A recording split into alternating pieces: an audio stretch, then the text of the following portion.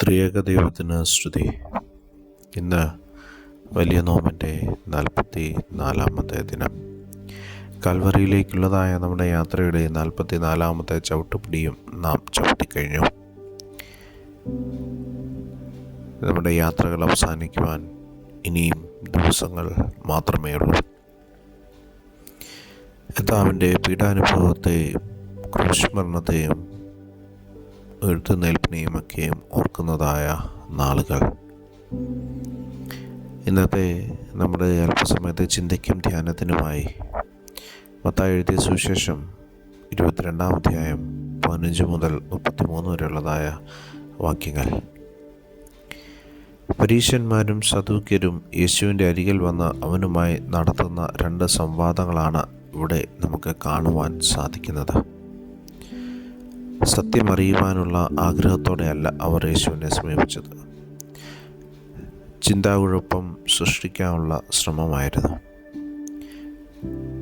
ഇത് വ്യക്തമാക്കി മനസ്സിലാക്കിയ യേശു അവരെ ദൈവിക സത്യത്തിൻ്റെ അകപ്പൊരുളിലേക്ക് നയിക്കുന്നതായ കാഴ്ച നാം ഇവിടെ കാണുന്നുണ്ട്.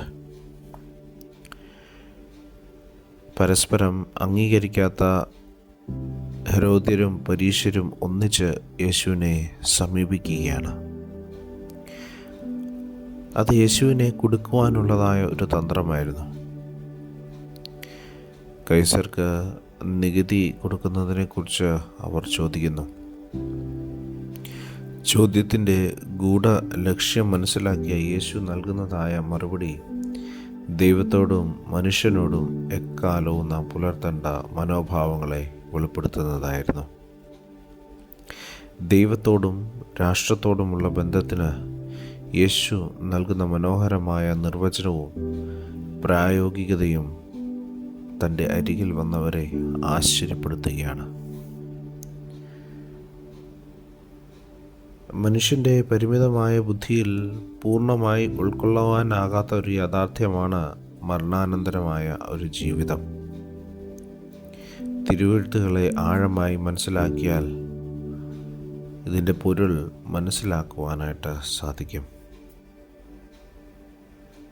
യേശു കർത്താവിൻ്റെ മറുപടിയിൽ മറുചോദ്യമില്ലാതെ പരീശരും സദൂക്യരും ഹെരോദ്യരും നിശബ്ദരായി പിന്മാറുന്നതാണ് നാം ഇവിടെ കാണുന്നത്. പ്രിയമുള്ളവരെ, ദൈവിക സത്യങ്ങളെ അതിൻ്റെ നിയതമായ അർത്ഥത്തിൽ ഗ്രഹിക്കുവാൻ ഈ നോമ്പ് കാലത്തിൽ നമുക്ക് ഇടയായിത്തീരണം. നോമ്പ് നമ്മെ ആഹ്വാനം ചെയ്യുന്നതും അത് തന്നെയാണ്. ദൈവിക സത്യങ്ങളെ, ദൈവിക മർമ്മങ്ങളെ തിരിച്ചറിയുന്നതിന് ഒരു കൃപ നമുക്കുണ്ടാകണം. തിരുവെഴുത്തുകളെയും ദൈവശക്തിയെയും അറിയുവാൻ ഈ നോമ്പ് നാളുകളിൽ നമുക്ക് ഇടയായിത്തീരണം. അതിന് ദൈവത്തിൻ്റെ പരിശുദ്ധാത്മാവ് നമ്മെ സഹായിക്കട്ടെ. കണ്ണുകളെ അടയ്ക്കാം, പ്രാർത്ഥിക്കാം. ദൈവമായ കർത്താവേ, ദൈവികമായ സത്യങ്ങളെ തിരിച്ചറിയുന്നതിന്, അതിൻ്റെ പൊരുൾ മനസ്സിലാക്കുന്നതിന് ഞങ്ങളെ സഹായിക്കണമേ. യേശുവിൻ്റെ നാമത്തിൽ തന്നെ ആമേൻ. സ്നേഹത്തോടെ, ജോയൽ അച്ഛൻ.